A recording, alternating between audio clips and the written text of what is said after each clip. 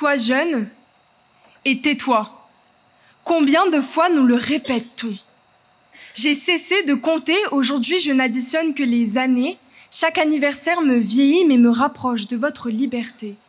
Celle de parler, de m'exprimer, d'être moi. Sois jeune et tais-toi. Cette phrase ne vient certainement pas de moi, non je n'oserais pas, mais des plus grands, ceux qui imposent à la jeunesse de prendre note en silence. Pourquoi? Peut-être qu'à leurs yeux, notre jeunesse est indigne de parler, que les mots sont bien trop beaux pour notre comportement trop laid, parce que oui, ils répètent sans cesse. Tantôt nous sommes trop sceptiques, trop dissipés, trop désintéressés. Tantôt nous sommes trop candides, tantôt nous sommes trop calculateurs, tantôt nous sommes trop ou pas assez. Mais quand serons-nous suffisamment et quand comptez-vous être satisfaits? Je suis peut-être trop jeune pour comprendre, mais je ne le suis pas pour parler, alors je vous le demande.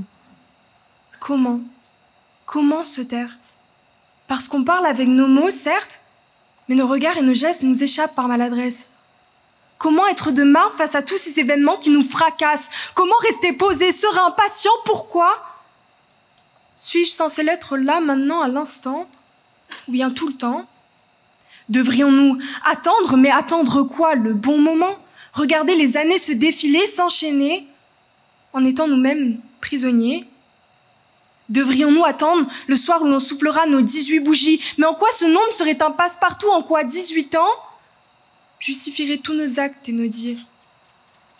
Moi, je suis contre l'idée que selon la date à laquelle nous sommes nés, nous pouvons nous exprimer. Corneille dira « Je suis jeune, il est vrai, mais aux âmes bien nées, la valeur n'attend point le nombre des années. » Et moi, j'aimerais dire « Je suis jeune, il est vrai, mais aux âmes bien nées, c'est la parole qui n'attend point le nombre des années. » Ou ici, comme dit Mémé, « Les enfants, ils pleurent pas, ils gagnent pas de lait. » Alors, j'ose dire ce que je pense. Et je pense à tous ces jeunes qui accomplissent tant de choses comme Greta Thunberg, Emma Gonzalez, Hanouna De Wever, mais aussi nos héros du quotidien. Les jeunes orateurs, créateurs, les jeunes esprits, amis, les jeunes aimants, amants, les jeunes mariés, retraités, les jeunes enfants qui font de plus grands, de jeunes parents. Parce que je crois, du moins j'espère, que derrière chaque parent, il existe un enfant aimant. Que derrière chaque travailleur, il existe un enfant rêveur, mais qu'avant tout, derrière chaque homme, il y a encore un enfant. Mais le silence les fait grandir trop vite, le silence les rend malheureux. Je pense à ces jeunes malades, voire mourants, les jeunes abîmés qu'on tente de rafistoler, les jeunes abandonnés, délaissés, ceux qu'on laisse de côté, les jeunes éteints ou ceux encore souffrants, les jeunes qui ne sont pas écoutés, qui ne veulent plus être vivants. Alors, je veux crier, crier pour ces enfants qu'on bombarde, crier pour ces enfants qu'on exploite, crier pour ces enfants qu'on frappe et crier pour ces enfants qu'on viole. Parce qu'à mon âge, je ne sais rien faire d'autre. C'est la seule façon pour qu'on nous entende. Toutefois, Victor Hugo disait « Ne pas être entendu n'est pas une raison pour garder le silence ». Alors au silence de plomb, je serai tenace comme le fer. Le silence est d'or, alors je ne porterai que de l'argent, puisqu'au silence d'une tombe, je veux être vivante. Mais s'il y a bien des propos à ne pas tenir, en voilà. On ne devrait pas dire à cet enfant qu'il est un fardeau trop pénible à supporter. On ne devrait pas dire à cet enfant que le nombre sur sa balance détermine sa beauté.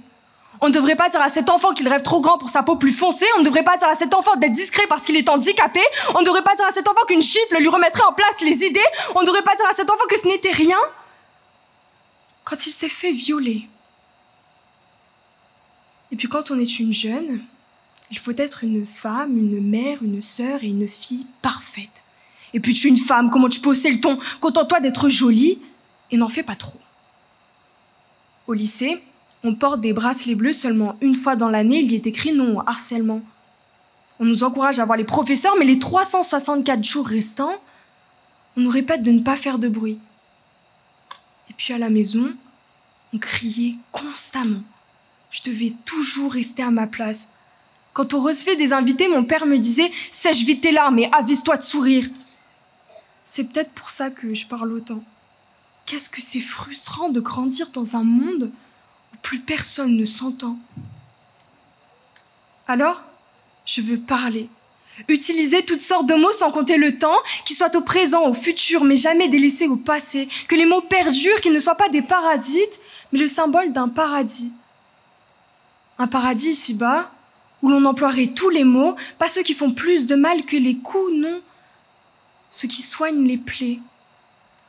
Un paradis ici-bas où l'on emploierait tous les mots parce que les mots sont les plus beaux des cadeaux, parce qu'on ne les cherche pas, on ne les compte pas, ils sont toujours là, dans notre cœur. Comme « tu me manques, je suis si fière de toi,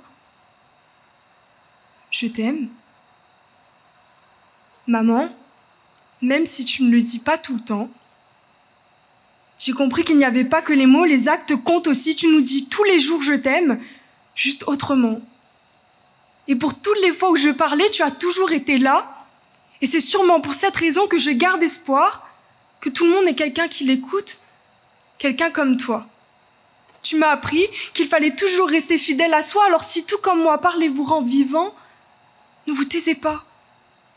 Parce qu'être jeune, ce n'est pas se taire, bien au contraire. Et puis tout compte fait en y repensant, peut-être que par soi jeune et tais-toi, peut-être que c'est leur façon de nous protéger parce qu'oser prendre la parole ou être soi, à un âge où le monde peut encore paraître éprouvant, c'est terrifiant. Alors grandissons, remercions notre famille, nos amis, nos aînés, ceux qui nous accompagnent et nous orientent, parce que si la jeunesse est un océan, il est vrai que notre bateau a souvent tendance à tanguer. Mais rien à craindre, nous sommes bien accompagnés, et quand bien même il est battu par les flots, il ne sombrera jamais. Mais pour tous ceux qui sont terrifiés, sachez que même à l'autre bout du monde, moi, je vous écouterai.